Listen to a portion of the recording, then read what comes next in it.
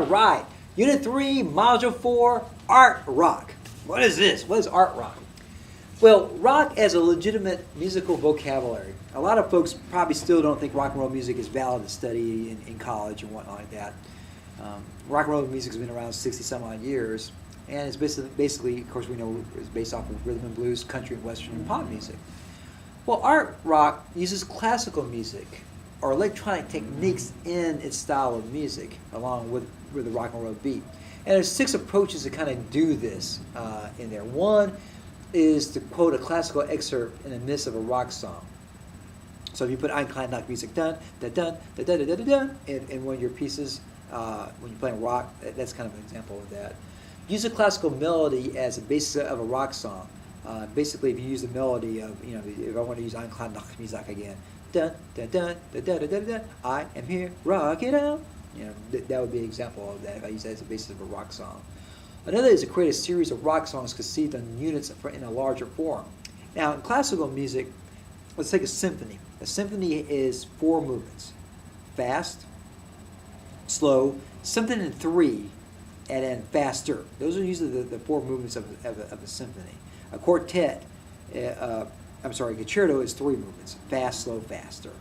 And usually, and a quartet mirrors a symphony and having 4 movements usually on there. So they have longer forms, these longer units. So if you were going to do something like that for your pieces, you have multiple movements going on in a rock genre of that. The other one is to take a full classical work and to put it in a rock style performance. So if I were to take a Vivaldi concerto, a Bach piece, and transcribe it for a rock and roll band, that would be another way of doing it.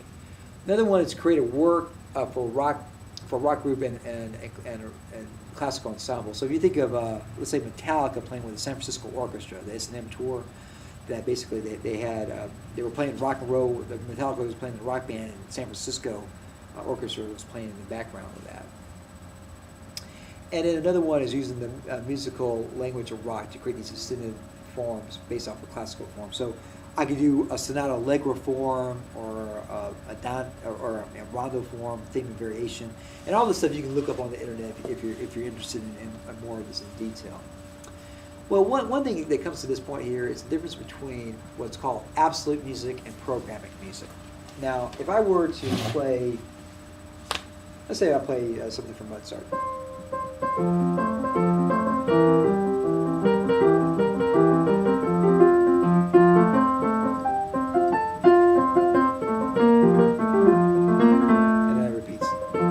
Now, are you seeing anything? Are you hearing anything in your head when I play that?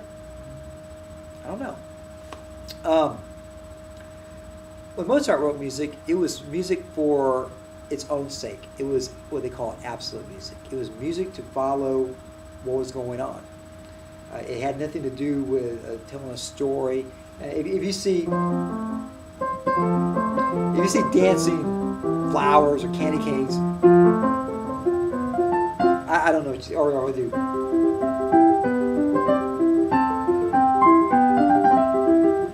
Or you're hearing something when you hear that being played.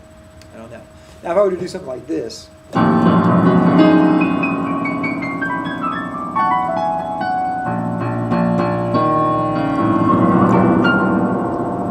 what do you think? Are you hearing something there?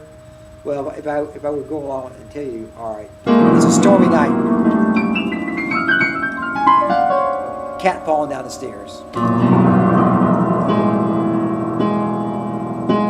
The door slowly opens.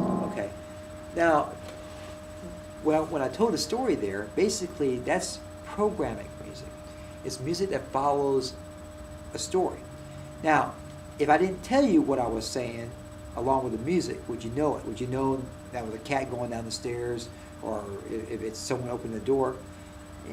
That's the argument they had back in the Romantic period. And there was folks that were anti-programming music and folks that were anti-absolute music. Anyways, I'm not going to get into that argument there. But Mozart is definitely an example of absolute music. It follows music that goes from music for its own sake. And a good example of music that's programming music would be Symphonie Fantastique from Berlioz. And basically, if you go read it, it's really fascinating. If you go and read about it, basically he has dreams of he meets this girl, falls in love, and he can't have her, and he winds up killing her, and he gets captured, and he gets sent to the scaffold, and gets his head cut off. It's kind of a neat story that follows along with this work. So you may want to check that out to listen to those pieces that know the difference between absolute and programming music. So when we talk about art rock music, it's a little bit easier to follow.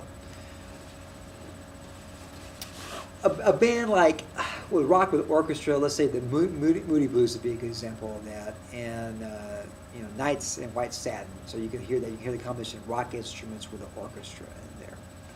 Then we start getting to the rock operas, like let's say the Who would be a good example. So like Tommy, and if you think of the Pinball Wizard, if you look that up, and you probably can find a clip of the movie on there. It goes along there, and basically. If following the story of this, and how does that music sound different than rock and roll? Is it a little more bombastic, a little bit more over the top? And you'd be a judge on that.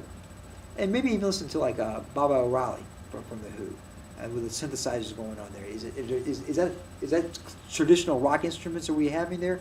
Is it where you can actually go in there and think, okay, this sounds a little bit more, even though synthesizers, it sounds more majestic, more like an orchestra sounding than just a guys playing 3 chords on a guitar.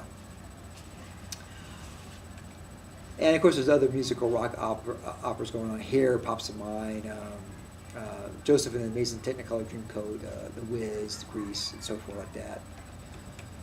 Now some of the progressive rock bands, a band like Yes would be one. If you do a search and find Journey to the Center of the Earth, and you can hear this influence of this music, these instruments going on. So the London Symphony Orchestra, the English Chamber Choir, a narrator, and a rock band, and it's based on Jules Verne's classic novel. So in there you got a lot of artsy stuff going on together, and basically taking rock music and progressing it to another level is what these progressive groups were doing. Emerson, Lake and Palmer would be another example.